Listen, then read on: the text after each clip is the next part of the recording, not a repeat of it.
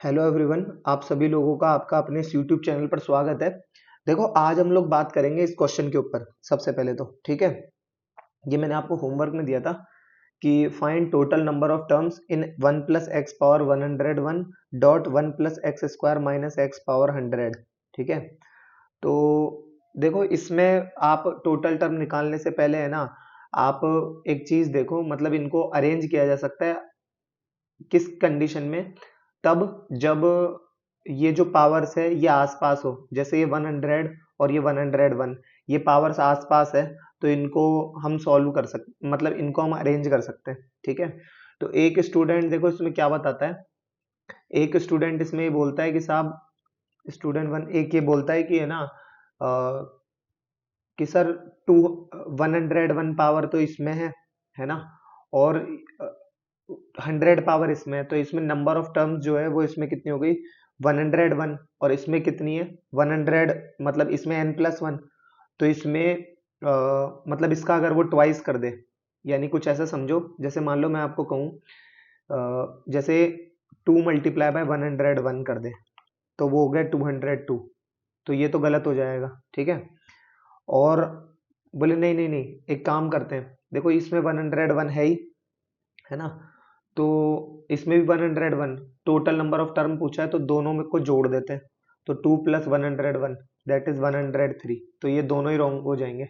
ठीक है, तो ये तो रॉन्ग तरीका बता दिया। एक होता है जैसे कि स्टूडेंट सेकंड के द्वारा सोचा हुआ, वो क्या है, वो ये है कि मतलब ये गलत क्यों है, एक बार ये देख लो। ये गलत कुछ इस तरीके से है, जैसे मान लो अगर मैं आपको कहूँ कि x+y और x+y का ये प्रोडक्ट है ना, तो ये दो टर्म हो गए इसमें। भाई इसमें दो टर्म है, इसमें दो टर्म है, तो इनका जो मल्टीप्लाई है उसमें फिर दो और दो चार होनी चाहिए ना, अगर आप इसका डबल कर रहे हो तो।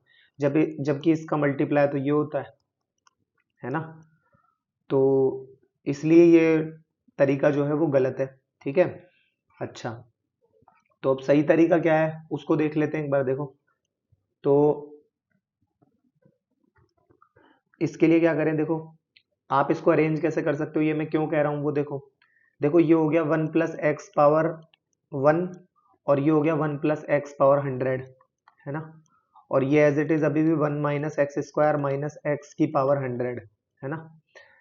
अब ये a⁻m.b⁻, अगर m होता है तो उसे a.b⁻होल m लिख सकते हैं हम, राइट। तो यही तरीका मैं यहाँ अपना रहा हूँ, है ना।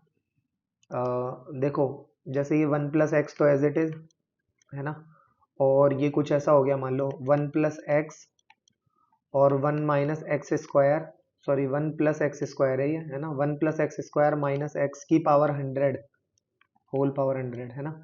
ये कुछ ऐसा नहीं हो गया, देखो a+b² + b² - ab, ये कब होता है, ये होता है a³ + b³। तो ये 1 + x तो अभी भी एज इट इज ही है ना, a³ + b³ यानी 1 + x³ की पावर 100।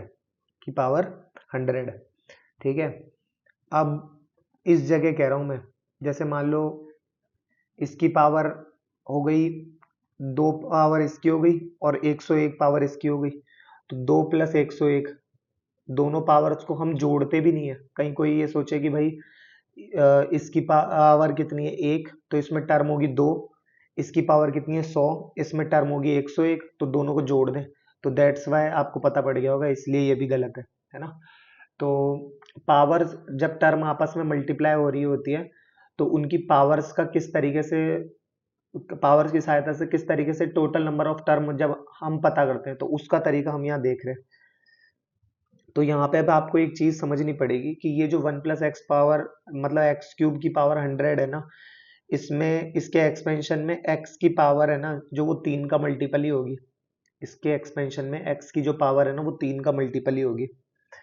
तो इसको मैं लिख कर बता देता हूँ। जैसे मान लो कि जो इम्पोर्टेंट बात है, क्योंकि ये यहाँ पर कि ये जो 1 + x³ की पावर 100 है ना, इसमें में x की पावर, मतलब x की पावर पावर 3 का मल्टीपल मल्टीपल होगी, ठीक है, 3 का मल्टीपल होगी, है ना। तो यानी मैं इसको कुछ इस तरीके से लिख सकता हूँ कि 100 CR, है ना, डॉट 1 की पावर तो लिखने से कोई सेंस नहीं है, x की पावर 3R, इस फॉर्म में लिख सकता हूँ भाई, x क्यूब की पावर r, x की पावर 3R हो गई ना। अच्छा, अब एक चीज देखो, अब एक चीज क्या कि ये है ना, अब इसमें ये जो लिखा हुआ है, एक मिनट दो मुझे,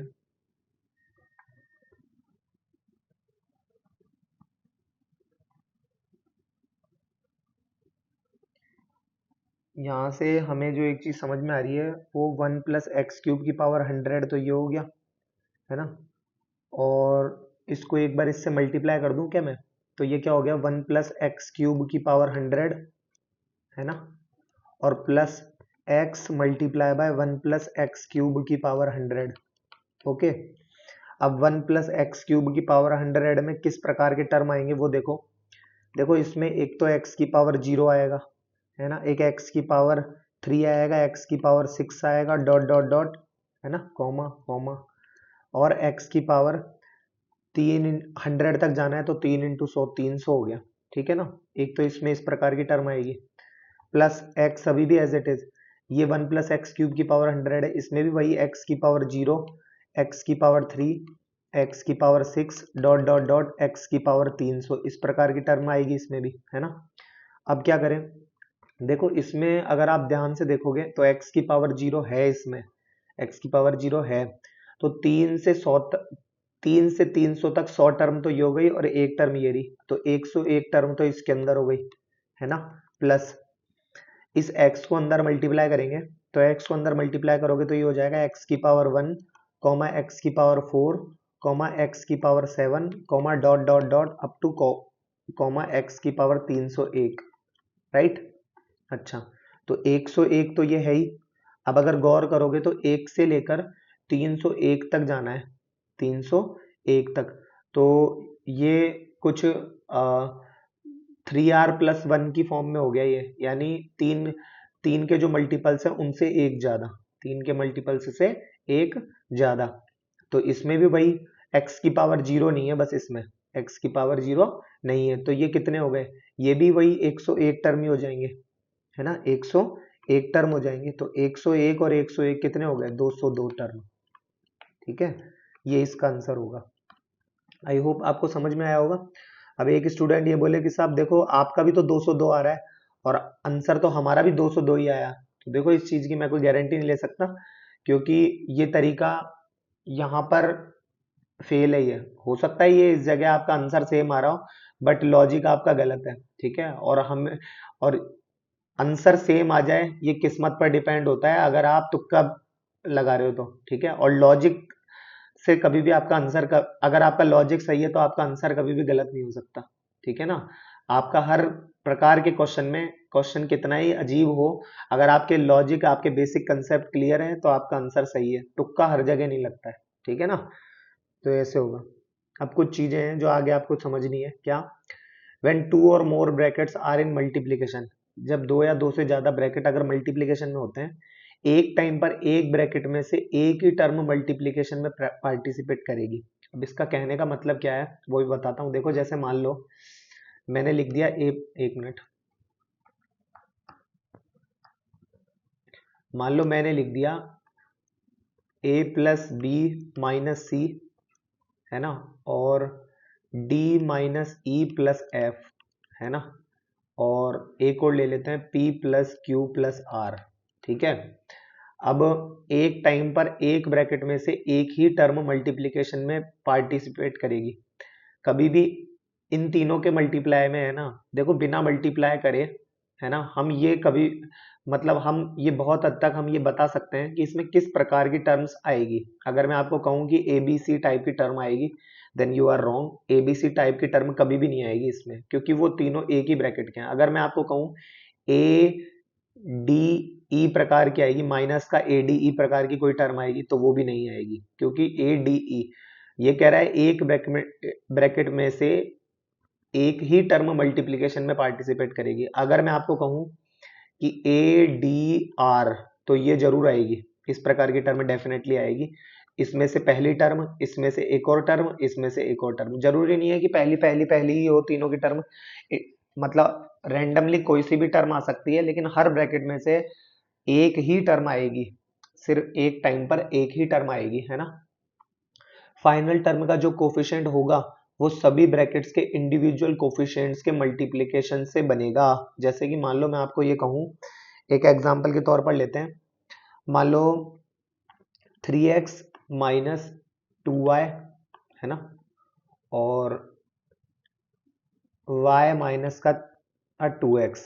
ठीक है, अब एक बार के लिए क्या कह रहा है, फाइनल टर्म का जो कोफिशिएंट होगा वो सभी ब्रैकेट के इंडिविजुअल कोफिशिएंट के मल्टीप्लिकेशन से बनेगा। अब इसको मल्टीप्लाई करोगे तो इससे कौन सी टर्म आई, 3xy वाली टर्म आएगी, मतलब xy वाली टर्म आएगी। इनका मल्टीप्लाई करोगे तो भी xy वाली टर्म आएगी। तो xy वाली जो टर्म होगी वो फाइनल आगे जाके वो सॉल्व हो जाएगी, है ना, वो आगे जाके सॉल्व हो जाएगी। जैसे कि मैं कहूँ, मान लीजिए 3xy, ये हो जाएगा माइनस का 2 3 6x स्क्वायर, माइनस का 2y स्क्वायर, प्लस का 4xy। तो ये xy और xy वाली टर्म आगे जाके जुड़ जाएगी, आगे जाके सॉल्व हो जाएगी ये। लेकिन इसी के ही तुलना में अगर मैं आपको कहूँ, जरूरी नहीं है, कभी भी ये मत सोचना कि साहब इसकी पावर यहाँ 1 है, इसकी पावर यहाँ 1 है, तो जरूरी है कि 3 ही टर्म आएगी। ऐसा भी हो सकता है कि a प्लस बी और c माइनस डी, तो अब इससे 4 टर्म आएगी। देखो, A C minus A D plus B C minus B D, अब इससे 4 टर्म आई है ना। तो ये कह रहा है कि जो कोफिशिएंट होगा वो सभी ब्रैकेट के इंडिविजुअल कोफिशिएंट के मल्टीप्लिकेशन से ही बनेगा। अब ये जो फाइनल आया है, जैसे फाइनल हमारा आंसर आएगा माइनस का 6x स्क्वायर, माइनस का 2y स्क्वायर और प्लस का xy, तो ये फाइनल आंसर आया है हमारा, है ना। अब इसी से ही कुछ मिलता जुलती चीज है ये कह रहा है कंसीडर, ये एक एग्जांपल दे रखा है मैंने, ठीक है, एक मिनट, ये लो, ठीक है। अब हमें यहाँ पता करना है कोफिशिएंट ऑफ एक्स क्यूब। अब x की पावर 0, है ना, x की पावर 0 का मतलब हो गया 1, और 1 का मतलब हो गया प्योर कांस्टेंट, है ना, सिर्फ और सिर्फ कांस्टेंट। तो देखो, इन तीनों का जब आप मल्टीप्लाई करोगे तो कभी भी प्योर सिर्फ कांस्टेंट वाली टर्म नहीं आएगी, क्योंकि मैंने आपको बताया है अभी अभी कि मतलब हर एक ब्रैकेट में से एक टर्म का आना जरूरी है। कह रहा है ना, एक टाइम पर एक ब्रैकेट में से एक ही टर्म मल्टीप्लिकेशन में पार्टिसिपेट करेगी। तो यहाँ पर अगर आप देखोगे तो यहाँ पे तो मान लो आपने यहाँ से 2 ले लिया, यहाँ से 1 ले लिया, यहाँ से क्या लोगे, तो यहाँ पे तो ये तो पॉसिबल ही नहीं है ना। तो पॉसिबल तो नहीं है, लेकिन कोफिशिएंट ऑफ एक्स पावर 0 जो होगा वो 0 ही होगा, मतलब ऐसी जो टर्म होगी वो नहीं होगी। तो इम्पॉसिबल नहीं बोलेंगे, एक्स की पावर 0 का जो कोफिशिएंट है वो 0 होगा, ठीक है। एक्स की पावर 1, अब x की पावर 1 के लिए मान लो या तो आप यहाँ से 2 और यहाँ से x ले लो, और फिर यहाँ से कुछ नहीं ले सकते, या तो आप यहाँ से 3x और यहाँ से 1 ले लो, तो आप यहाँ से कुछ नहीं ले सकते, है ना।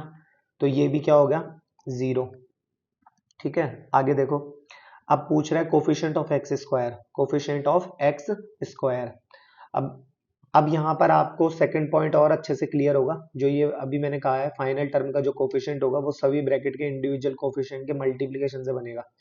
देखो, यहाँ पर एक्स स्क्वायर का कोफिशिएंट कब कब प्राप्त होगा, जब मैं यहाँ पर मान लो 2 ले लूँ, है ना, और यहाँ पर मल्टीप्लाई माइनस का 2x स्क्वायर ले लूँ और मल्टीप्लाई 1 ले लूँ, ठीक है। तो ये सॉल्व, एक तो ये कंडीशन होगी, एक होगा मैं, ये तो हो गया, है ना।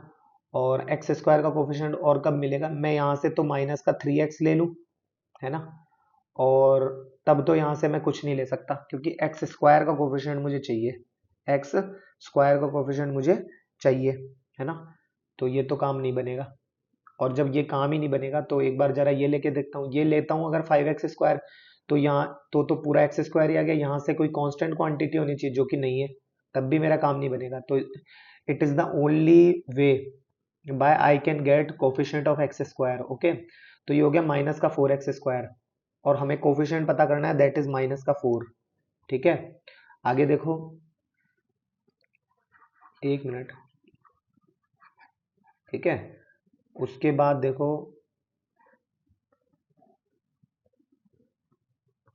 अब है हमारे पास कोफिशिएंट ऑफ एक्स क्यूब। देखो कोफिशिएंट ऑफ एक्स क्यूब हमारे पास कैसे कैसे प्राप्त हो सकता है। एक तो इधर से 2 ले लूं, है ना, और मान लो इधर से मैं 4x क्यूब ले लूं और इधर से 1 ले लूं, ठीक है। एक मैं इधर से 2 ले लूं, इधर से माइनस का 2x स्क्वायर ले लूं और इधर से ओनली x ले लूं, ठीक है। और ये दोनों तो तरीके हो गए। अब इधर से माइनस का 3x ले लूं, ये मल्टीप्लाई में है, ओके। इधर से माइनस का 3x ले लूं, इधर से मैं माइनस का 2x स्क्वायर ले लूं और इधर से ओनली 1 ले लूं, ठीक है। क्यूब वाली क्वांटिटी हमें चाहिए, क्यूब वाली, है ना। तो 5x स्क्वायर को अगर लेता हूं तो यहां से तो और कोई क्यूब तो मुझे नहीं मिलेगा, है ना। तो क्यूब लेने के लिए ये स्क्वायर और ये 1 और ये वाला क्यूब आ गया। इसको सॉल्व करते हैं तो ये हो गया 2 चौक 8x क्यूब, ये हो गया माइनस का 4x क्यूब और ये हो गया कितना 3 दूना 6x क्यूब, है ना। माइनस का 6 नहीं प्लस का ही होगा 6x क्यूब। तो 8 6 14, 14 में से 4 गए तो 10x क्यूब, है ना। तो कोफिशिएंट कितना हो गया हमारे पास 10, कितना हो गया 10 हमारे पास x क्यूब का कोफिशिएंट, ओके। उसके बाद देखो कोफिशिएंट ऑफ x पावर 4। अब x पावर 4 कैसे आएगा उसको आप स्वयं से निकाल सकते हैं, आई होप इतनी तो मैं उम्मीद आपसे लगा ही सकता हूं, है ना। तो इसको आप स्वयं कर लेना, ठीक है, खुद से, ठीक है। आगे देखो अब है हमारे पास मतलब if 1 plus X square plus X cube power 15 और a0 plus a1x plus a2x square plus dot dot dot then find a5 and also find total number of terms. अब देखो अब यहाँ से कुछ चीजें हैं जो आपको क्लियर होगी और अच्छे से। देखो a5 का मतलब क्लियरली हमें a पावर 5 वो जो मतलब x पावर 5 जो है उसका कोफिशिएंट हमें पता करना है, राइट। x पावर 5 का इसका मतलब यही तो हो गया coefficient of x power 5, coefficient of x power 5, है ना, ये हमें पता करना है। अब उसके कुछ तरीके हैं जिन तरीकों से आप इसको प्रोसीजर आपको फॉलो करना पड़ेगा by which you can get coefficient of x power 5, ठीक है। तो देखो इसके लिए क्या करते हैं, सबसे पहले LHS में दे रखा है 1 plus X square plus X cube power 15, है ना। और अब इसको क्या करें कि ये थोड़ा सा ब्रेक होए, तो एक काम करते हैं इसको अंदर ही अंदर सॉल्व करते हैं। देखो इसमें ये 1 प्लस एक्स तो एज इट इज ही है, प्लस इसमें से एक्स स्क्वायर कॉमन लोगे तो ये बचेगा एक्स प्लस 1, ठीक है, एक्स प्लस 1। और इसको सॉल्व करें तो ये कितना आ जाएगा, तो 1 प्लस एक्स और एक्स स्क्वायर प्लस 1, है ना, की पावर 15, है ना। तो मैं दोनों में एक काम करता हूँ ब्रेक कर देता हूँ, तो ये दोनों में मैंने पावर्स डिस्ट्रीब्यूट कर दी, ब्रेक तो क्या दोनों में डिस्ट्रीब्यूट कर दी, ठीक है। अब इसको थोड़ा सा बाइनोमियल जैसा दिखाने के लिए हम क्या करते हैं एक्स स्क्वायर प्लस 1 है नहीं है, तो इसको 1 प्लस एक्स स्क्वायर लिख देते हैं, 1 प्लस एक्स स्क्वायर, ठीक है। अच्छा अब coefficient of x power 5 in this, ये अब हमें पता करना है।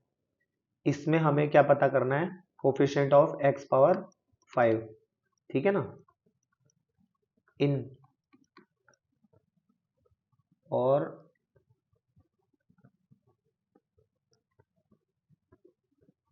ये लो, ये अब हमें पता करना है ना। अब इसके लिए क्या तरीका अपना सकते हैं, तो बिल्कुल सोची जी साजिश होगी एक तरीके से, है ना। देखो क्या है, ये तो एक तो लिखा है 1 प्लस एक्स पावर 15, है ना, और एक लिखा हुआ है 1 प्लस एक्स स्क्वायर पावर 15, ठीक है। तो यहां से हमें एक चीज सीखने को मिलेगी, वो ये है कि 15CR, है ना, डॉट एक्स की पावर स्क्वायर है ना ये, तो यानी एक्स की पावर 2 आर की फॉर्म में हमें टर्म्स मिलेगी, एक्स की पावर 2r की फॉर्म में टर्म्स मिलेगी। ठीक उसी प्रकार जिस तरीके से मतलब एक्स स्क्वायर के ही मल्टीपल मिलेंगे। जैसे इसमें एक्स क्यूब के मल्टीपल मिल रहे थे ना हमें, ये एक्स क्यूब के मल्टीपल मिल रहे थे ना, ठीक उसी प्रकार से इसमें हमें एक्स स्क्वायर के मल्टीपल मिलेंगे। ठीक है ना। अच्छा, फिर अब क्या कर सकते हैं, देखो अगर, और दोनों का हो रहा है मल्टीप्लाई, दोनों का हो रहा है मल्टीप्लाई। ठीक है, तो इसको तो साइड में रखो, अब इसको सॉल्व करते हैं थोड़ा सा। देखो इसमें किस किस प्रकार की टर्म मिलेगी, इसमें हमें मिलेगा 15c1 है ना, NCR और ऑफ x की पावर मतलब 1 है ना, 1 की पावर तो जो n-r मिलेगा उसको तो 1 की पावर जो 14 होगी उसको तो लिखने से कोई सेंस नहीं है, तो x की पावर 1 है ना, मल्टीप्लाई बाय 15c2 है ना, 15c2, एक मिनट, ये तो सबसे पहले शुरुआत 0 से होती है ना, रुको ये लो 15c0, तो x की पावर 0 हो गया एक तो, है ना। अब 15c0 की वैल्यू जो है वो क्या हो जाएगी, 15c0 की वैल्यू कितनी हो जाएगी 15, बट कोई बात नहीं है, करते हैं आगे। उसके बाद में ये कितना हो जाएगा 15c1 है ना, एक मिनट दो ये तो हो जाएगा यहाँ पर, मतलब x की पावर 2r की फॉर्म में हमें टर्म्स मिलेगी, है ना। ये इसको सॉल्व करेंगे हम तो हमें किस प्रकार की टर्म मिलेगी, इसमें हमें 15cr डॉट x की पावर r की फॉर्म में हमें टर्म्स मिलेगी, है ना। अच्छा चलो एक मिनट दो, देखो तो यहाँ यानी कहने का मतलब ये हो गया कि हमें यहाँ पर कुछ टर्म मिलेगी x की पावर 0, यहाँ पर कुछ टर्म मिलेगी देन x की पावर, अगर हम 5 की बात करें, x की पावर 5 की बात करें, तो यहाँ पर तो x की पावर 5 का जो मल्टीपल होगा, या फिर आप इसको और इजी फॉर्म में समझना है तो एक बार ऐसे समझो, देखो मैं क्या कह रहा हूँ। सबसे पहले अगर मैं 1 प्लस एक्स पावर 15 की बात करता हूँ तो मुझे किस किस प्रकार की टर्म मिलेगी मैं वो देख लेता हूँ। एक तो x पावर 0 मिलेगा, एक x पावर 1 मिलेगा, एक x पावर 2 मिलेगा, एक x पावर 3 मिलेगा, है ना, और x पावर 4 मिलेगा, और एक x पावर 5 मिलेगा, x पावर 5 मिलेगा मुझे, सही है। अच्छा मल्टीप्लाई, अब 1 प्लस एक्स स्क्वायर की पावर 15 है, ठीक है, तो पावर मुझे कोफिशिएंट ऑफ x पावर 5 चाहिए। अब कोफिशिएंट ऑफ x पावर 5 कब बन सकता है, इनका मल्टीप्लाई हो रहा है तो कोफिशिएंट भी मल्टीप्लाई होंगे, और तो और जो x की जो पावर्स है वो भी मल्टीप्लाई होगी। मुझे ओवरऑल x की पावर 5 चाहिए, तो x की पावर 0 और x की पावर 5 से x की पावर 5 मुझे मिलेगा, राइट। अच्छा एक बात एक तो ये है, एक x की पावर 1 और x की पावर 4 के प्रोडक्ट से मुझे x की पावर 5 मिलेगा, एक्स स्क्वायर और एक्स क्यूब के प्रोडक्ट से मुझे x पावर 5 मिलेगा, एक्स क्यूब और x की पावर 2 से हमें x पावर 5 मिलेगा, x की पावर 4 और x की पावर 1 से हमें x पावर 5 मिलेगा, और x की पावर 5 और x की पावर 0 से हमें x पावर 5 मिलेगा। क्लियर। अच्छा अब एक चीज अगर हम यहाँ देखें तो x की पावर 1 प्लस एक्स स्क्वायर की पावर जो 15 है उसमें x की पावर 5 का तो कोई टर्म आएगा ही नहीं, तो यानी यहाँ पर तो इसका कोफिशिएंट हो जाएगा 0, यहाँ पर तो इसका कोफिशिएंट क्या हो जाएगा 0, है ना। अच्छा अब ये लिखा है ये, तो x की पावर 1 के टाइम पे ये क्या हो जाएगा 15c1, और x की पावर 4 के टाइम पे क्या हो जाएगा 15c2, राइट। अच्छा ये इसका ये 15c2 होगा, ये 1 प्लस एक्स स्क्वायर की पावर 15 है ना ये, ठीक है। एक्स स्क्वायर की कोई टर्म आएगी यहाँ पर, x की पावर 2 है ना, जरूर आएगी, है ना, 15c2 आएगी। बट एक बात है कि अगर मैं बात इसकी करूं 1 प्लस एक्स स्क्वायर की पावर 15 की, तो यहाँ पर तो जो एक्स क्यूब की तो कोई टर्म आएगी ही नहीं, तो इसका कोफिशिएंट 0, है ना। तो एक बात तो तय है क्या, कि ये टर्म हो गई 0, ये टर्म भी हो गई 0, और x की पावर जो 1 है उसकी भी कोई टर्म मुझे यहाँ नहीं मिलेगी, तो ये भी हो गई जीरो इसके कारण। ठीक है, एक्स स्क्वायर की डेफिनेटली यहाँ कोई टर्म आएगी, एक्स स्क्वायर की टर्म। अब एक्स स्क्वायर मुझे बनाना है, तो एक्स स्क्वायर के लिए यहाँ आर बराबर 2 थोड़ी ना रखूंगा, आर बराबर मैं यहाँ 1 रखूंगा, 1 रखूंगा यानी 15c1 होगी इसकी टर्म, है ना। तो ये जो एक्स स्क्वायर है, ये जो एक्स स्क्वायर है यहाँ पर क्या आ जाएगा 15c1। ठीक है, अच्छा एक्स क्यूब के लिए यहाँ क्या आ जाएगा, एक्स क्यूब के लिए यहाँ पे हो जाएगा 15c3, 15c3। अच्छा एक्स की पावर 4 और इसके कारण ये तो जीरो ही हो गया। एक्स की पावर 15 के लिए ये जो टर्म है हमारे पास, ये यहाँ एक्स की पावर 5 बनानी है तो 15c5 हो जाएगी इसकी वैल्यू कोफिशिएंट की, तो मैंने यहाँ लिख दिया 15c5। ठीक है, एक्स की पावर 0 है तो उसके लिए क्या हो जाएगा 15c0, 15c0। अब हमें करना है इनको थोड़ा सा सॉल्व, तो देखो ये वाली तो हो गई 0, इसके लिए क्या हो जाएगा 15c1 डॉट 15c2, है ना, और x की पावर 5 यहाँ बन गया। ठीक है, ये 0 हो गया, इसको देखो ये क्या हो जाएगा 15c3 मल्टीप्लाई बाय 15c1, है ना, और x की पावर 5 इसमें भी एज इट इज।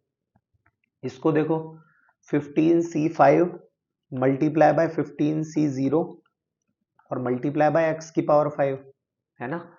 तो बेसिकली हमारे पास यहाँ पर 4 प्रकार की जो मतलब 4 प्रकार नहीं, सेम प्रकार की हमारे पास 4 टर्म्स आ गई। नंबर 1, है ना, उसके बाद ये नंबर 2 हो गई, है ना, और एक उसके बाद ये एक और नंबर 3 हो गई।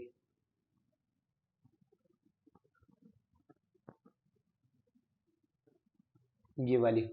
तो बेसिकली हमें करना क्या है कि बेसिकली हमें इन तीनों को अब करना है ऐड, इन तीनों को करना है ऐड।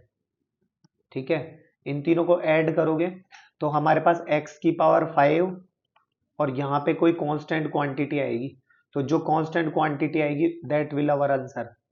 ठीक है, ये आप होमवर्क में खुद से अब जोड़ खुद से लेना आप, मैंने आपको तरीका समझा दिया है। ठीक है, और तो और अब एक चीज, यहाँ पर कोफिशिएंट ऑफ x पावर 5 तो आ गया, ठीक है, and also find the number of terms, कि इसमें कितनी नंबर ऑफ टर्म्स होगी। ठीक है, इन दोनों का अगर प्रोडक्ट हो रहा है ये 1 प्लस एक्स पावर 15 और 1 प्लस एक्स स्क्वायर पावर 15, इसमें कितनी नंबर ऑफ टर्म्स होगी वो अब हम देख लेते हैं। ठीक है, ये लो, तो देखो एक टर्म तो है हमारे पास, ये लो, और इसको आगे बढ़ा के ये इधर कर देते हैं। तो number of terms, number of terms, तो देखो 1 प्लस एक्स पावर 15, है ना, और एक dot 1 plus X square power 15, है ना। तो इसको अब हम सॉल्व करते हैं, इसको हम सॉल्व करते हैं। तो एक बात तो तय है कि इसमें किस प्रकार की टर्म्स हमें मिल रही थी, तो जो इसने राइट हैंड साइड में जो हमें दे रखा है वो दे रखा है a0 plus a1x plus a2x square plus dot dot dot dot plus, अब हमें पता नहीं है लेकिन हमें एक चीज पता है कि ये यहाँ पर x की पावर, इसमें किस प्रकार की टर्म हमें मिलेगी, है ना, किस प्रकार की टर्म हमें मिलेगी। तो देखना जरा एक बार, इसको पता करने के लिए मैं एक काम करता हूँ, ये 1 प्लस एक्स पावर 15 है ना, इसमें मुझे किस प्रकार की टर्म मिल रही थी 15c r डॉट एक्स की पावर r, है ना, और इसमें देखे तो 15ct अलग मान लेते हैं और x की पावर 2t, है ना। अच्छा, और तो ये कितना हो जाएगा 15cr 15ct, है ना, और x की पावर r और x की पावर 2t, तो डॉट x की power r plus 2t, r plus 2t। अब मुझे कितना बनाना है इसको, मुझे इसको कितना बनाना है, मुझे बनाना है इसको ये हो गया आपका,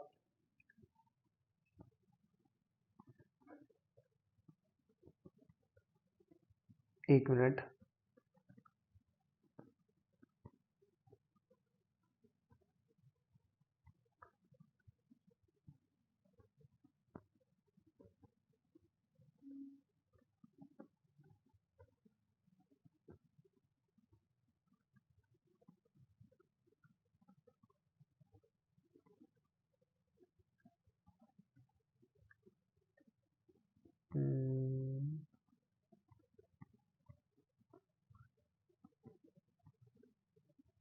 देखो यहाँ पर x की पावर 15 की एक टर्म आ रही है ना, इससे इसमें x की पावर 15 की एक टर्म आएगी, जो सेम सेम वाली होगी वो आपस में सॉल्व हो जाती है ना, और इससे हमें हमारे पास जो x की पावर 30 वाली एक टर्म आएगी, x की पावर 30 वाली एक टर्म आएगी, तो 30 और 15 45। तो एक ये तो ऐसे ही समझ में आ रहा है कि a45 a की पावर 45 आएगी, ठीक है, मतलब हाईएस्ट टर्म जो है वो कह रहा हूं मैं यहाँ पे, टोटल टर्म नहीं, हाईएस्ट टर्म है ना।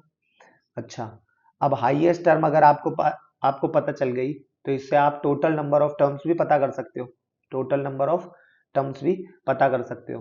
तो वो कितनी हो गई, वो हो गई 45 है ना ये, तो 45 और एक 46, तो टोटल नंबर ऑफ टर्म्स जो है, टोटल टर्म्स जो है वो कितनी हो गई 46, है ना, ये हमारा आंसर हो जाएगा। और इसी के साथ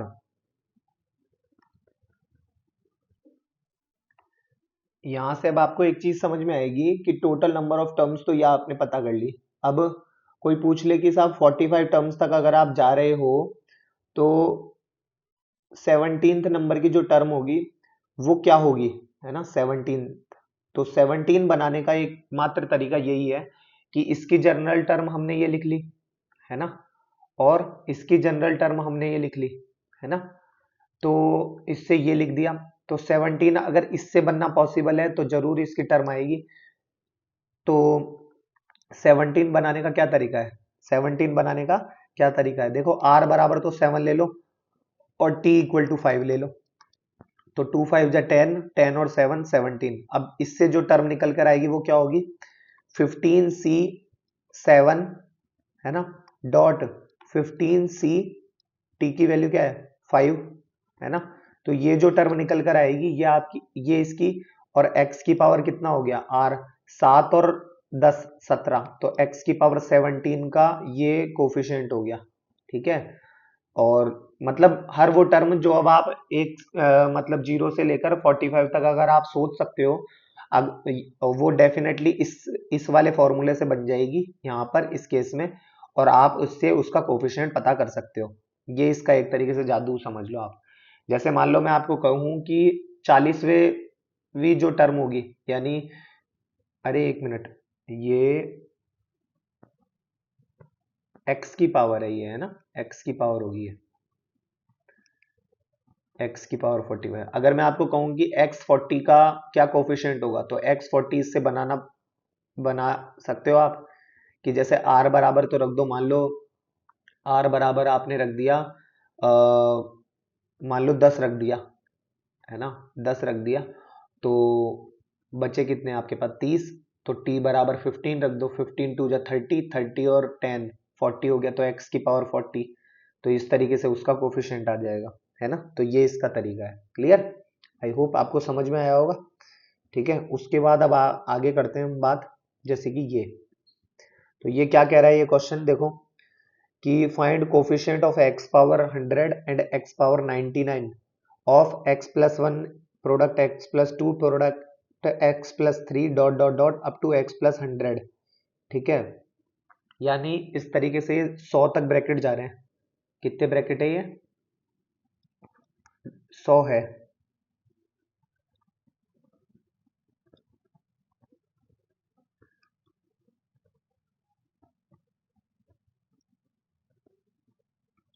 है ना। अच्छा, तो कोफिशिएंट ऑफ दिस, तो x की पावर 100 का कोफिशिएंट तो हमें क्लियरली दिख रहा है 1, है ना, और x की पावर 9, मतलब इसका तो कोफिशिएंट 1 हो जाएगा, क्योंकि x की पावर जो 100 होगी वो तो, मतलब यहाँ पर जैसे ये x हो गया, ये x स्क्वायर हो गया, ये x क्यूब हो गया, डॉट डॉट डॉट x ऐसे करके हमारे पास x पावर 100 जो आएगा उसका कोफिशिएंट तो 1 हो गया। x की पावर 99 का कोफिशिएंट देख लेते हैं एक बार हम, कोफिशिएंट ऑफ x पावर 99, तो इसमें किस तरीके से बनेगा, तो ये देखो, तो ये इसकी ये कांस्टेंट क्वांटिटीज कितनी, 1 plus 2 plus dot dot dot dot plus 100, ठीक है। तो इसके लिए तो वही n plus n dot n plus 1 upon 2, n क्या है 100, n+1 क्या है 101/2, तो ये कितना हो जाएगा 50, कितना हो गया 50, तो 50-50 हो गया ये तो 5 एकम 5 0, 5 एकम 5 और 0 है ना, तो ये हमारे पास आंसर आ जाएगा। क्लियर, आगे बढ़ो देखो।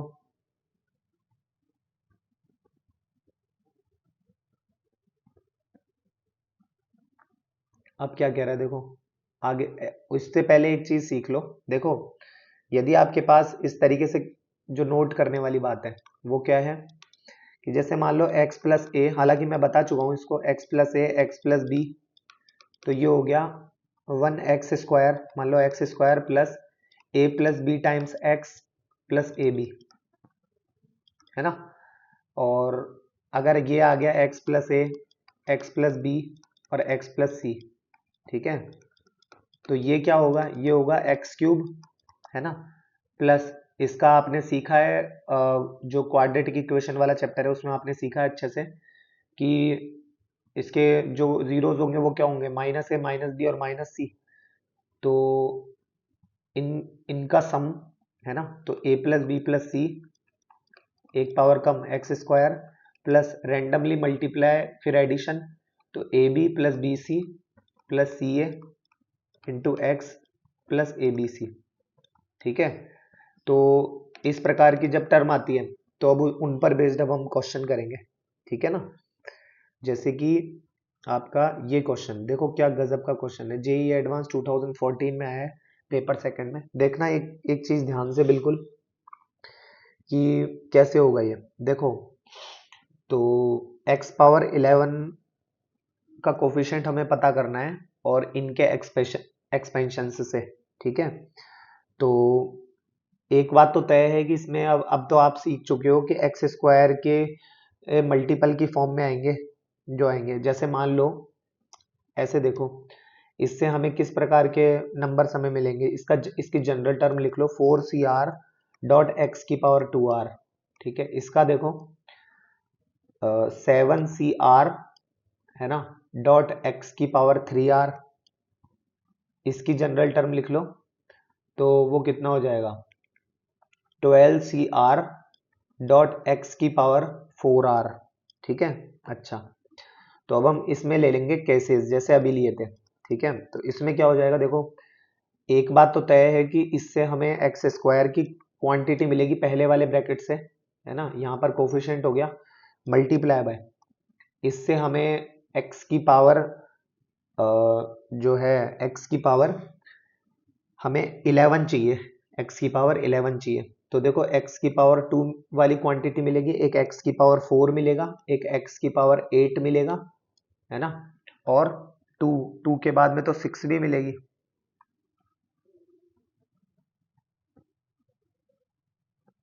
नहीं, 2 चौक 8,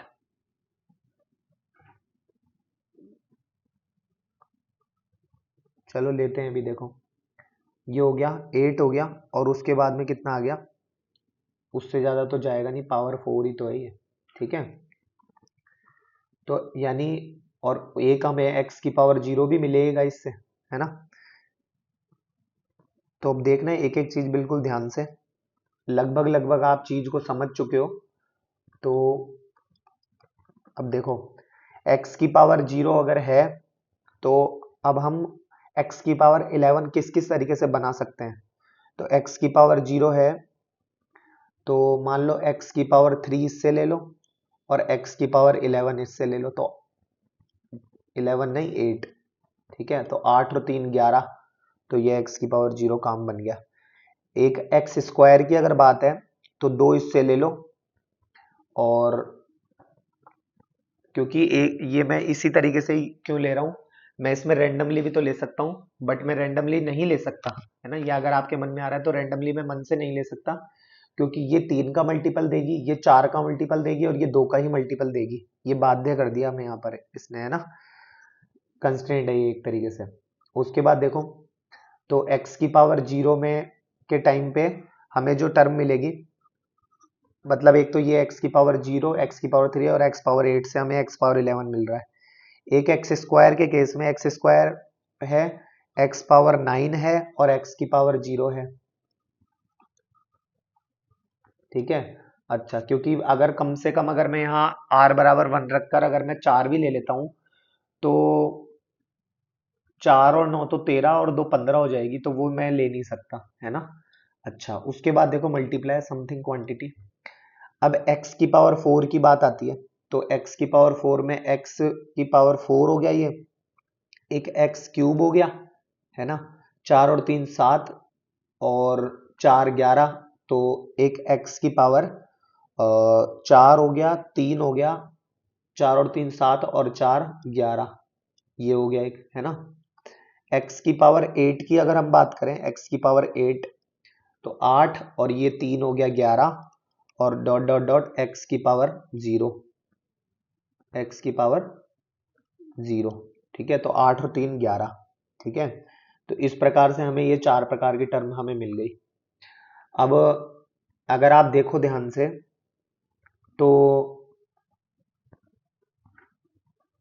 ये जो 50 उसके अलावा अगर आप लेने की कोशिश करोगे तो वो तो 0 ही हो जाएगी, है ना। अगर अब आप गौर कर पा रहे हो तो अब आप इनसे x की पावर 0 बनाने के लिए r बराबर 0 रखोगे तो 4c 0, है ना, 4c 0। तो आपके पास यहाँ पर 4c 0 की टाइप की क्वांटिटी मिलेगी, है ना। यहाँ पर r x की पावर 3 बनाने के लिए r बराबर 1 रखोगे तो ये 7c 1 की टाइप की क्वांटिटी मिलेगी। x पावर 8 बनाने के लिए r बराबर 2 रखोगे तो यहाँ पर 12c2 टाइप की क्वांटिटी मिलेगी, 2, 12c2, ये लिख दिया मैंने। ठीक है, एक्स स्क्वायर है तो x की पावर 2 बनाने के लिए आप यहाँ पर r बराबर 1 रखोगे, r बराबर 1 रखते ही यहाँ पर 4c1 हो जाएगा, 4c1, है ना। उसके बाद x की पावर 9 के लिए, x की पावर 9 के लिए आप यहाँ पर r बराबर 3 रखोगे, r बराबर 3 रखोगे तो ये हो जाएगा 7c3, है ना। x की पावर 0 बनाने के लिए r बराबर आप यहाँ पर 0 रखोगे तो ये हो जाएगा 12c0। ठीक है, x की पावर 4 बनाने के लिए 2 दूना 4, तो यानी r बराबर आप यहाँ 2 रखोगे, ये that is 4c2। r equal to r power 3 बनाने के लिए r की वैल्यू x की पावर 3 बनाने के लिए आप यहाँ पर r बराबर 1 रखोगे, दैट इज 7c1, है ना। x की पावर 4 बनाने के लिए आप यहाँ r बराबर 1 रखोगे, दैट इज 12c1। x की पावर 8 बनाने के लिए आप यहाँ पर r बराबर 4 रखोगे, दैट इज 4c4। x की पावर 3 बनाने के लिए आप यहाँ पर r बराबर 1 रखोगे, दैट इज 7c1, है ना। उसके बाद x की पावर 0 बनाने के लिए आप यहाँ पर r बराबर 0 रखोगे तो दैट इज 12c0, है ना। अब इनके हमें जो पता करना है वो पता करना है कोफिशिएंट ऑफ x पावर 11। अब अगर आप यहाँ पर गौर करोगे तो ये देखो 8 और 3 11, यहाँ पर कोई कांस्टेंट क्वांटिटी आएगी, ये भी x पावर 11 यहाँ पर आएगा। 9 और 2 11, तो यहाँ पर भी x पावर 11 आएगा। फिर उसके बाद में 4 और 3 7 और 4 11, यहाँ पर भी x पावर 11 आएगा। और उसके बाद में 8 और 3 11, x पावर 11 आएगा। इसके बाद में आपको यहाँ पर कर देना है ऐड। ठीक है, इससे कुछ क्वांटिटीज आएगी, उनका सम कर दोगे तो आपको आंसर मिल जाएगा। ठीक है, ये यहाँ पर आपको आंसर आ जाएगा। ठीक है, तो आप इनमें से इन एमसीक्यूज में से जो है चुनकर लिख सकते हो आप ऑप्शन। ठीक है, उसके लिए आपके पास कमेंट बॉक्स खुला पड़ा है। ठीक है, आगे देखो, find coefficient of x power 70, है ना, इन दिस। ये आप होमवर्क में ट्राई कर लेना। ठीक है, अच्छा क्वेश्चन है क्योंकि ये भी। उसके बाद देखो आगे, एक ये है जेई मेंस 2020 में आया है, if the sum of the coefficient of all even powers of x in the product of this, है ना, is 61, है ना, ऑलरेडी सम दे रखा है आपको। Then n is equal to, आपको ये भी जो है होमवर्क में ट्राई करके आना है। ठीक है, उसके बाद देखो, अब हम पढ़ते हैं आगे न्यूमेरिकल ग्रेटेस्ट टर्म, है ना। अब ये न्यूमेरिकल की ग्रेटेस्ट टर्म क्या होती है उसको आपको सीखना है। देखो ध्यान से, जस्ट 1 मिनट।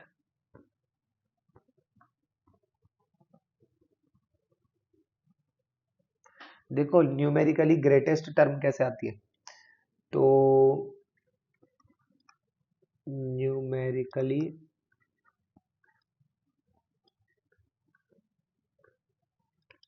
ग्रेटेस्ट टर्म, ठीक है। तो जैसे मान लो 1 + x⁻10 लिखा हुआ है, ठीक है। तो इसमें किस प्रकार की टर्म्स आएगी, इसमें आएगा 100c0 plus 100c1x⁻1 plus 100c2x⁻2 plus dot dot dot dot dot plus 100c sorry x⁻100 है ना, तो 100c100 x⁻100, राइट। इस टाइप की हमें टर्म्स मिलेगी।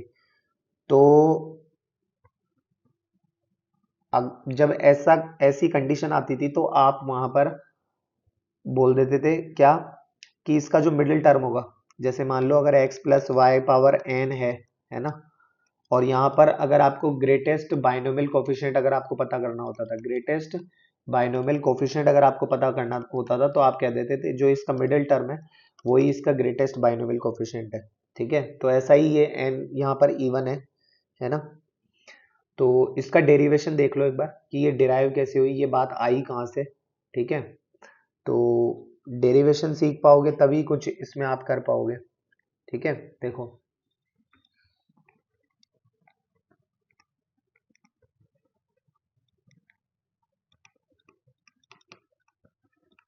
एक एक चीज देखना ध्यान से, ठीक है। तो जैसे 1 + x⁻n है, x⁻n है, तो यहाँ पर आप एक काम करो, देख पा रहे हो फर्स्ट टर्म जो है वो तो 1 है, और जो सेकंड टर्म है वो क्या है, x है यहाँ पर, है ना। तो टोटल नंबर ऑफ टर्म्स की अगर मैं बात करूं, तो टोटल नंबर ऑफ टर्म्स की अगर मैं बात करूं, तो इसमें किस प्रकार से आएगी टोटल नंबर ऑफ टर्म्स। देखो tr+1 मतलब tr=tr+1 और is greater than equal to tr+2। ये तो आपको पता भी है कि जो जैसे मान लो r बराबर आपने यहाँ पर 1 रखा, तो जो जो t2 है वो tr से बड़ी और tr+2 से तो बड़ी है, उसके बराबर ही आएगी। अब हम यहाँ पर न्यूमेरिकली देख रहे हैं, तो न्यूमेरिकली जब देखते हैं तो हम यहाँ साइन नहीं देखते हैं, ठीक है। साइन नहीं देखते हैं तो हम यहाँ पर लगाएंगे मोड, ठीक है, कि हमें उसकी ओनली जो है एक तरीके से हमें मतलब उसकी न्यूमेरिकली वैल्यू ही चाहिए हमें उसमें, ठीक है। तो इसको थोड़ा सा सॉल्व करते हैं। देखो सॉल्व कैसे होगा ये, तो टी आर जब होगा तो वहां पर क्या होगा, mod of N C r-1 x⁻r-1 less than equal to N C R x⁻r greater than equal to N C r+1 x⁻r+1। उसके बाद देखो आगे अब ये क्या हो जाएगा,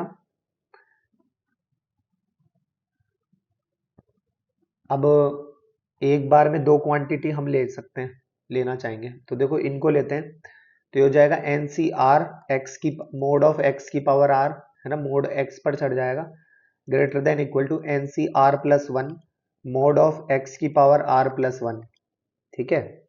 आगे देखो इसको और आगे सॉल्व करते हैं हम, तो ये कितना हो जाएगा, देखो n factorial upon r factorial, और ये हो जाएगा n-r का फैक्टोरियल, है ना। और ये mod of x⁻r greater than equal to n factorial upon r+1 factorial, तो ये हो जाएगा n-r-1 का फैक्टोरियल, ठीक है, और multiply by mode of x⁻r+1, ठीक है।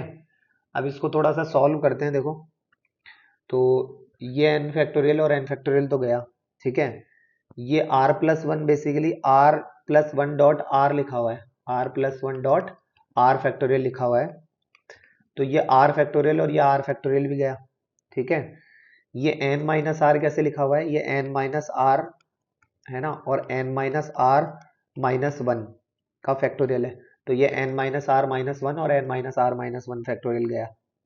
ठीक है, तो हमारे पास ओवरऑल बचा क्या, x की पावर r प्लस वन है ना ये, तो इसको हम x की power r mode of x की power r dot mode of x लिख लेते हैं, तो उस x की पावर r से ये भी गया, तो यहाँ बचा वन। उस वन को मैं r प्लस वन को इधर भेजता हूँ, तो ये हो गया ओनली r प्लस वन, है ना, is greater than equal to, ये n माइनस आर इक्वल के उधर जाएगा, तो यहाँ रह गया मोड x, तो मोड x और r और n माइनस आर का फैक्टोरियल। ठीक है, फैक्टोरियल थोड़ी आएगा यहाँ पर, ओनली n माइनस आर ही बचा ना ये, तो फैक्टोरियल हटाओ यहाँ से, n माइनस आर, ये लो n माइनस आर। ठीक है, आगे देखो, तो ये हो गया r प्लस वन, है ना, greater than equal to n of mod of x minus r of mod of x, इसको इधर ले आओ, r common one plus mod of x, है ना, is greater than equal to n mod of x minus one, है ना, r is greater than equal to n mod of x minus one upon one plus mod of x। अब अगर आप एक चीज देखोगे, अगर आप सोचोगे यहाँ पर क्या कि देखो, आपको जो लर्न करना है ना, जो आपको जो रिमेम्बर करनी है जो बात, वो ये है कि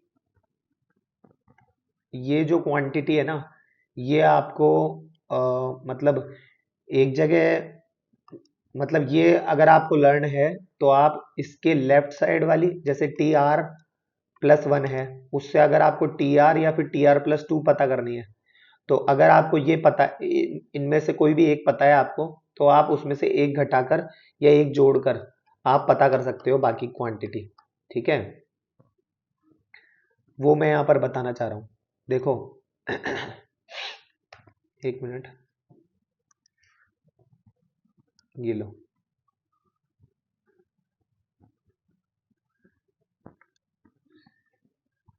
तो इसलिए आप इसमें से एक कम करोगे, तो ये हो जाएगा कितना, n mod of x minus one minus mode of x, है ना, तो ये r जो लेस देन इक्वल टू, यानी यहाँ से ये बात तो हो ही गई, ये जो है ये r is less than equal to, यहाँ से इस वाली क्वांटिटी को जब आप, इन दो को जब आप सॉल्व करोगे, तो r is less than equal to, ये हो जाएगा mod of x n plus one upon mod of x plus one.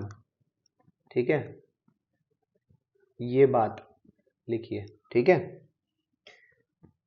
तो इसमें इसमें से अब आप एक बार वन लेस करके देखो, देखो क्या आता है, देखे, तो mode of x n plus one minus mode of x minus one upon mod of x plus one, है ना, तो ये कितना हो गया, n mod of x plus का मोड ऑफ x माइनस का mod of x minus one upon mod of x plus one, ये गया n mod of x minus one, देखो ये लिखा हुआ n mod of x minus one upon one plus mode x, ये लिखा हुआ, और ये आ गया, है ना, n mod of x minus one upon mode x plus one. तो यही चीज मैं आपको यहाँ बता रहा हूँ कि एक घटाने से उसके पास वाली क्वांटिटी आ जाएगी। ठीक है, तो फाइनली हमें यहाँ पर मिला क्या, ठीक है, वो देखते हैं, देखो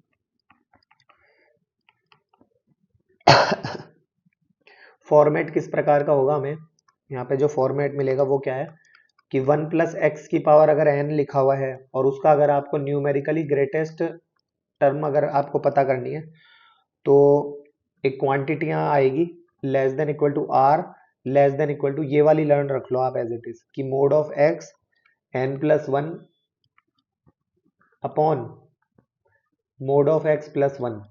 ठीक है, और इसके लिए इसमें से आपको वन सब्ट्रैक्ट कर देना है। ठीक है, तो ये एक तरीके से, एक मिनट, ये एक तरीके से फॉर्मेट हो गया आपके लिए, which you can easily remember. ठीक है, अब यहाँ पर अब नोट करते हैं एक बात, क्या कि अगर ये मतलब ये जो टर्म है, ये लेस देन और ग्रेटर देन वाली बात कहाँ से आई, देखो अगर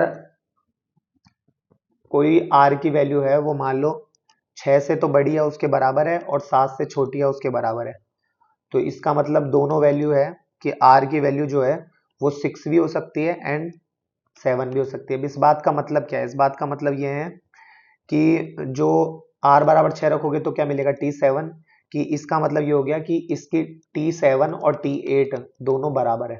ठीक है, इस बात का मतलब ये होता है। और एक मान लो अगर ऐसे आ जाए कि 6.3 is less than equal to r less than equal to 7.3, तो इसका मतलब आपको यही देखना है कि 6.3 से बड़ा तो सिर्फ 7 ही होगा, क्योंकि 7.3 से वो टर्म फिर हमें छोटी लेनी है। तो r बराबर तो आपको पता है टर्म पॉइंट्स में तो आ नहीं सकती, इनकी वैल्यू जरूर आ सकती है। r बराबर 7 लोगे तो इसका मतलब इसकी जो न्यूमेरिकली ग्रेटेस्ट टर्म होगी वो होगी 8th नंबर की टर्म।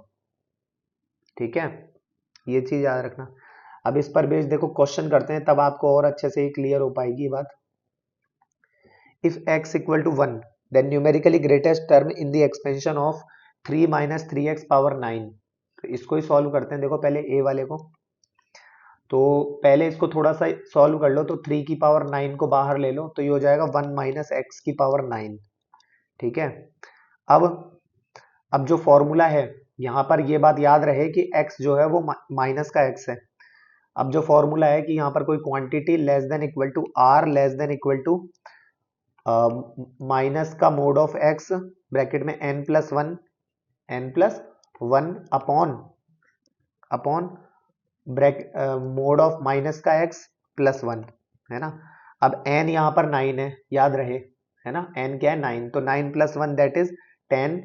तो ये क्या हो जाएगा, गौर करना, इसको सॉल्व कर लेते हैं। r is less than equal to mod of भाई माइनस 1, तो ये तो इसका मोड तो 1 ही हो गया, है ना। और इसकी वैल्यू कितनी हो गई, 9 और 1 10 अपॉन इसकी वैल्यू कितनी हो गई, 1 और 1 2। तो ये बेसिकली हमारे पास क्या आया, r is less than equal to 2 से गया तो 10 5 बार, तो ये आ गया क्या 5।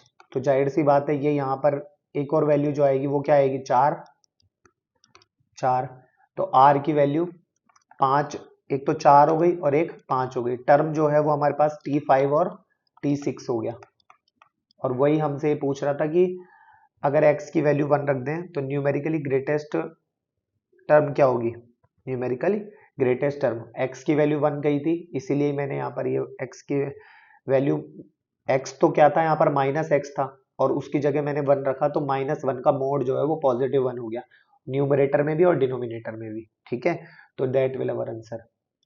उसके बाद में ये कह रहा है कि अगर x की वैल्यू 1/3 है then greatest term in 1 + 4x power 8। तो इसको तो करते हैं, देखो सॉल्व। ये हो गया 1 + 4x पावर 8, है ना। तो इसके लिए वही लेस देन इक्वल टू कोई क्वांटिटी क्या आएगा यहाँ पर r, और लेस देन इक्वल टू, और इसमें वही x की जगह 4x है तो 4x का मॉड ब्रैकेट में n+1, है ना, अपॉन 4x का मोड और ब्रैकेट में वो +1। तो n क्या है यहाँ पर 8 और 1 कितना हो गया यहाँ पर 9। तो यहाँ पर मैं डायरेक्ट एक बार के लिए 9 लिख देता हूँ, तो ये आ गया कितना 9 मल्टीप्लाई बाय 9। ठीक है, और x की जगह क्या है, x की जगह क्या है, x की वैल्यू कह रहा है 1/3, तो दैट इज 4/3। 4/3 का मोड भी क्या होता है 4/3 ही होता है ना। इसको यूं ही रहने दो, तो ये लिख दिया मैंने 4/3, दोनों को 4/3 कर देता हूँ। ठीक है, तो ये हो गया 4/3 और ये भी हो गया 4/3। ठीक है, less than equal to r is less than equal to, तो ये हो गया 4/3 मल्टीप्लाई बाय 9, और 3 एकम 3 और 4 7/3, 7/3, तो ये हो गया मल्टीप्लाई बाय 7/3। तो ये 3 से 3 कट गया, और 4 नाम 36 डिवाइडेड बाय 7, तो 5.1 समथिंग आएगा, तो ये 4.1 समथिंग आ जाएगा। ठीक है, तो 4.1 less than equal to r less than equal to 5.1। तो यहाँ से तो आपको वही दिख रहा है कि r की वैल्यू क्या हो गई 5, और नंबर टोटल जो इसकी ग्रेटेस्ट टर्म क्या हो गई t6, ये हमारा आंसर हो जाएगा। ठीक है, इस तरीके से ये होगा। और होमवर्क में ये वाला क्वेश्चन आप ट्राई कर सकते हो। ठीक है, ये वाला क्वेश्चन आप होमवर्क में ट्राई करना, फिर हम मिलेंगे नेक्स्ट लेक्चर में। ठीक है, तब तक के लिए धन्यवाद। आई होप आई नो कि इन दिनों लेक्चर्स जो है वो बहुत बड़े आ रहे हैं, मतलब पास्ट के कंपैरिजन में, बट विश्वास मानिए कि अभी आप लोगों के लिए बहुत ज़रूरी है, और मैं भी पूरी कोशिश कर रहा हूँ कि एक लेक्चर में कम से कम एक टॉपिक से रिलेटेड जो क्वेश्चन बन पाते हैं उनको तो मैं कवर कर ही पाऊँ। ठीक है, तो आप इनको होमवर्क में ट्राई करो, अपने यार दोस्तों के साथ शेयर करो। अब जो समय है वो रिवीजन करने का है एक तरीके से, ठीक है। और इन दिनों आप कई नई नई चीजें भी सीख रहे हो, अगर आप किसी और प्लेटफॉर्म से भी इसको पढ़ रहे हो तो उससे रिवीजन करते रहो और इन लेक्चर्स को भी अटेंड करते रहो, ताकि सीखने में आपको कहीं भी कोई कमी नहीं आए। ठीक है, मिलेंगे नेक्स्ट लेक्चर में, तब तक के लिए धन्यवाद।